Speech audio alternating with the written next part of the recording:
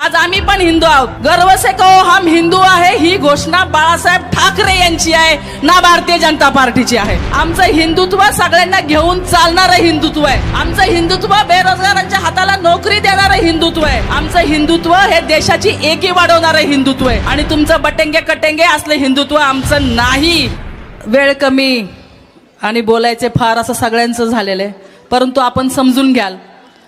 महाविकास आघाडीचे अधिकृत उमेदवार अजित भाऊ गव्हाणे यांच्या प्रचारासाठी उपस्थित ते स्वतः आणि सन्माननीय व्यासपीठ सगळ्या वक्त्यांनी सांगितलेलं आहे की भोसरी विधानसभेमध्ये काय चाललंय.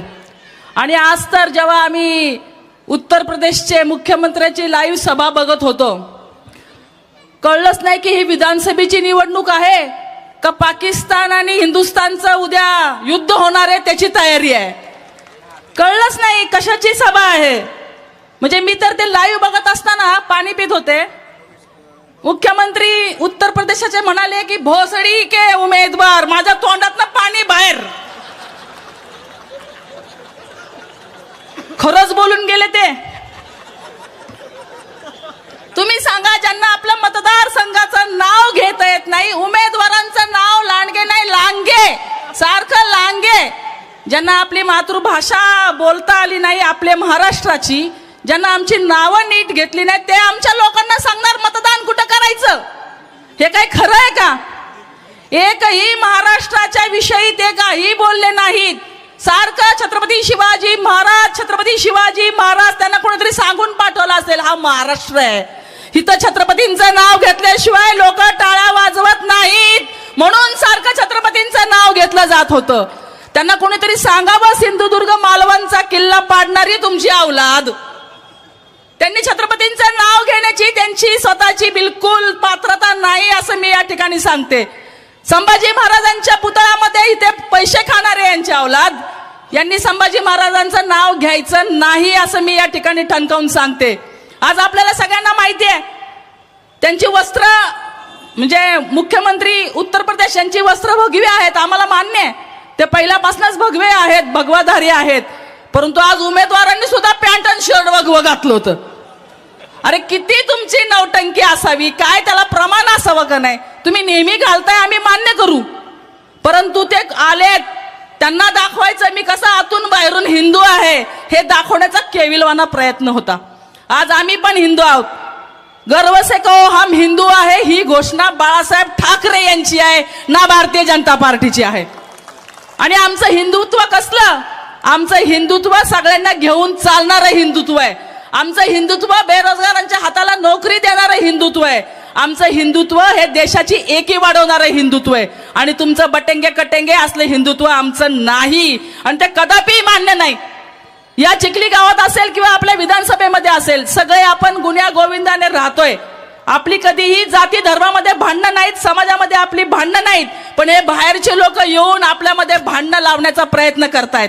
आज आपल्याला सगळ्यांना या गोष्टीची जाणीव तर झाली.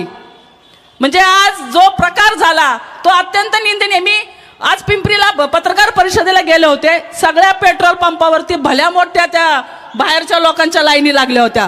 आणि एक जण भोसरीतले पैलवान कोणतरी असतील, पैशाचे बंडल घेऊन पेट्रोल पंपावरती पैसे देत होते. म्हणजे तुम्ही सांगा, गर्दी जर अशी जमवली गेली. परवा आपले शरदचंद्र पवार साहेबांची जी सभा होती, एकही माणूस भोसरी विधानसभेच्या बाहेरचा नव्हता. निगडीपासनं ते दिघीपर्यंत सगळी आमची जनता त्या सभेला स्वतःहून उत्स्फूर्तपणे आलेली होती. तुम्हाला बाहेरून माणसं आणावी लागतायत, कारण सगळ्यांना माहिती हे काय बोलणार आहेत. ह्यांच्याकडे दुसरं काही नाहीये, फक्त हिंदुत्व हा मुद्दा आहे. तो मुद्दा हा आपल्या अंतकरणात असावा लागतो, त्याचं प्रदर्शन करण्याची ही वेळ नाही. तुम्ही महागाईवर बोलले का? महागाईवरती बोलूच शकत नाही, कारण एवढी महागाई वाढवली आहे की माझ्या माता भगिनींना माहिती आहे. 1,500 रुपये दिलेत तुम्हाला देवाभाऊनी, बरोबर? तुम्हाला फोन आले का? मी देवाभाऊ बोलतोय, आले का फोन? तुमच्या नावाने फोन आले असतील. त्या देवाभाऊंना असं वाटतंय की नागपूरचे सातबारे विकून तुम्हाला 1,500 दिलेत की काय. जॅकेटवाल्यांना असं वाटतंय बारामतीचे सातबारे विकून तुम्हाला 1,500 दिलेत की काय. परंतु तसं नाहीये. सरकारच्या तिजोरीतले ते पैसे आहेत, आणि ते पैसे टॅक्स रुपीचे कर हे भरतात. म्हणजे आमचे सगळे भाऊ लोक, दाजी लोक, मेहुणे लोक, त्यांच्या टॅक्स रुपये पैशातनं ते 1,500 रुपये आलेले आहेत. आणि ते सांगितलं, इम्रानने सांगितलं, सगळ्यांनी सांगितलं की ते 1,500 वरच्या खिशात टाकले आणि खालच्या खिशातनं 5,000 महागाईच्या रूपातनं काढून घेतलेले आहेत. परंतु महाविकास आघाडीच्या सगळ्या नेत्यांनी ठरवलं, जर माझ्या माता भगिनींना या पैशाची एवढी गरज आहे तर महालक्ष्मी योजनेच्या माध्यमातून आम्ही 1.5 नाही, आम्ही 3,000 रुपये प्रत्येक महिलेला देऊ अशी घोषणा आपल्या महाविकास आघाडीने केलेली आहे. त्यामुळे यांचे सगळे इरादे फसलेत, यांची लाडकी बहीण फसली, यांचं सगळं हिंदुत्व फसलं, यांच्या सगळ्या घोषणा हवेत विरलेल्या आहेत. अख्ख्या भोसरी विधानसभेमध्ये तुम्हाला मी सांगू इच्छिते, प्रत्येक म्हणजे मताला पैसे द्यायचं काम चालू आहे. कुठं प्रचार दिसतो का त्यांचा? आजचं योगीचं सोडलं तर कुठंच प्रचार नाही, एकदम शांतता. कारण पैसे वाटण्याचा कार्यक्रम जोर धरतोय. प्रत्येक ठिकाणी यांचे नगरसेवक जे आहेत ते पैसे वाटतायत. आता आमची पण लोक जातील, जाणार का नाहीत ना? लक्ष्मी दर्शन आहे, भ्रष्टाचाराच्या माध्यमातून प्रचंड माया कमवलेली आहे, ती ठेवायला घरात जागा नाहीये. परत हेलिकॉप्टरनी पैसे आलेत वरून ते वेगळे, ते कुठं ठेवणार? त्यामुळं त्याचं वाटप राजरोसपणे सुरू आहे. पूर्ण मतदारसंघात 2 लाख लोकांना पैसे द्यायचे आहेत, कारण विजयाची खात्रीच नाही. विकासाची 10 वर्ष ही आता गेली पाण्यात. आता भ्रष्टाचारावरती खूप बोलता येईल, परंतु आता उमेदवार बोलणार आहेत. 10 वाजता प्रचार बंद होईल. डॉक्टर अमोल कोल्हे यांचं मार्गदर्शन आपल्याला ऐकायचंय. मी जास्त वेळ घेणार नाही. परंतु आता यश जेव्हा बोलत होता तेव्हा माझ्या डोळ्यामध्ये पाणी आलं. त्याचं कारण असं की महानगरपालिकेच्या महासभेमध्ये दत्ता आणि आम्ही एकत्र नगरसेवक म्हणून काम करत होतो. दत्ताला पण सवय होती अशी कागदपत्र दाखवून बोलण्याची. कायम दत्ता पुराव्याशिवाय कधीही महानगरपालिकेमध्ये बोललेला नाहीये. एक आझाद शत्रू म्हणून आणि एक कट्टर विरोधक म्हणून दत्तानी कायम काम केलेलं आहे आणि त्याची छबी मला यशमध्ये दिसली. त्यामुळे माझ्या डोळ्यामध्ये पाणी आलं. आणि आज संतपीठाची जी आहे, आम्ही सगळे साक्षीदार आहोत. त्या तुमचं एक मत जे असणार आहे ना आपलं अजित भाऊंना, ते दत्ता काकाला श्रद्धांजली असणार आहे असं मी या ठिकाणी सांगू इच्छिते. तुम्हाला खऱ्या अर्थाने माहिती आहे, कोविडच्या काळामध्ये स्वतःच्या प्राणाची पर्वा न करता त्यांनी लोकांमध्ये गेल्यामुळं त्याला तो कोविडचा रोग झाला आणि त्याचा अंत झालेला आहे. आपलं एकच मत आहे, तुमचं एक मत ते आहे, ते दत्ता काकासाठी यशच्या माध्यमातून तुम्ही अजित भाऊंना द्याल अशी मला अपेक्षा आहे. दुसरं म्हणजे आता चिखलीमधली परिस्थिती, तुमच्याकडे स्विमिंग पूल आहे का? कुठं गार्डन आहे? रेड झोन सांगितलं जातंय. बस त्याच मुद्द्यावरती तुम्हाला सगळा तुमचा विकास यांनी खुंटवलाय. आज या ठिकाणी 12.5% 6.25% काही लोकांना मिळाले आणि त्या प्राधिकरणाच्या त्या माध्यमातून 6.25% इसार पावत्या मारून घेतलेल्या आहेत आधीच. म्हणजे ते सगळेच्या सगळे कुणाला मिळणार आहेत तुम्हाला माहिती आहे. म्हणजे सगळीकडे फसवणूक केलेली आहे. आज टाउन हॉल बांधलाय, देवेंद्र फडणवीस साहेबांच्या हस्ते टाउन हॉलचं उद्घाटन केलंय. धूळ खात पडलाय. अजून एकही कार्यक्रम त्या टाउन हॉलमध्ये झालेला नाहीये. सगळ्या सोसायट्यांना टँकरनी पाणी पुरवठा आहे. एसटीपी प्लांटचा या ठिकाणी बंद पडलेला आहे. सगळ्या गोष्टीमध्ये भ्रष्टाचाराचा कळस या लोकांनी केलेला आहे. त्यामुळे तुम्हाला सगळ्यांना विनंती आहे, कुणी कितीही दादागिरी करू, कुणी कितीही गुंडगिरी करू, अजून कितीही पैशाचा पाऊस पाडू, परंतु महाविकास आघाडीचे आपले जे उमेदवार आहेत त्यांच्या चेहऱ्याकडे बघा एकदा.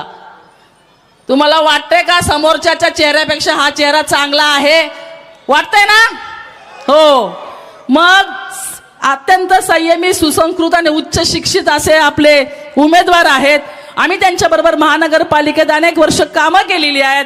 त्यामुळं ते निश्चितपणे भ्रष्टाचार करणार नाहीत, दादागिरी करणार नाहीत, निवडून आलेल्या नगरसेवकांचा हक्क मारणार नाहीत, कंत्राटी कामगार भरणार नाहीत, नातेवाईकांना ठेकेदारीमध्ये घेणार नाहीत, कुठेही सातबारे चोरणार नाहीत, बहिणींचे हक्क लिहून घेणार नाहीत, मोठे मोठे फार्म हाऊस बांधणार नाहीत, कुठेही लंडनला हॉटेल करणार नाही, कुठल्याही गप्पा ते मारणार नाहीत. ह्याची खात्री आम्ही घेतो.